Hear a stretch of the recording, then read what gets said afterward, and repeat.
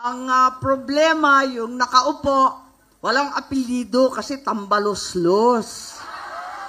Romualdez po yun at Araneta, sila yung lulong at lalay. Tama po yung sinasabi ninyo, dapat imbes na linusta yung kabanbayan, ako na magsasabi, masama man ang loob ko, masama man ang loob ninyo, kahit kapatid ko ang nakaluklok sa poder, ang totoo, sayang ang pinaggastosan ng ating bansa.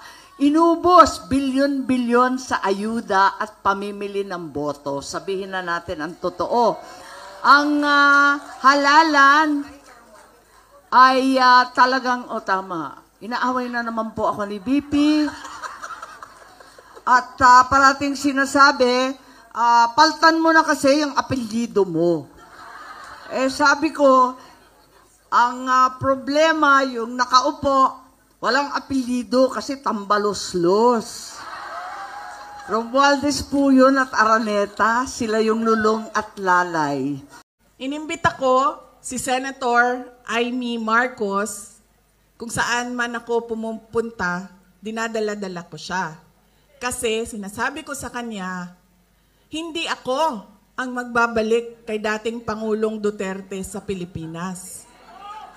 Dahil ang kapatid mo ang nagpadala sa kanya sa Hague, ikaw ang magbabalik sa kanya sa Pilipinas.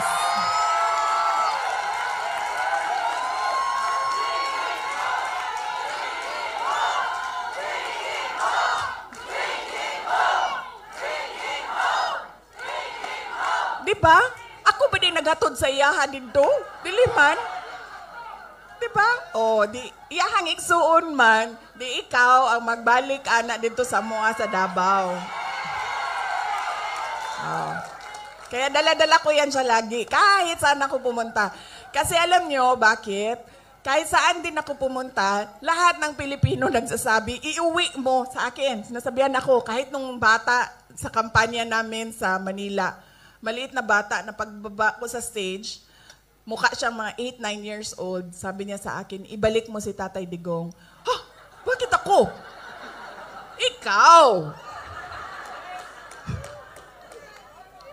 Diba? Kaya dala-dala ko yan siya. Kahit saan.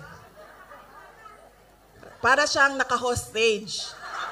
Bibitawan ko lang yan siya kapag si dating Pangulong Duterte ay nabalik na sa Davao City.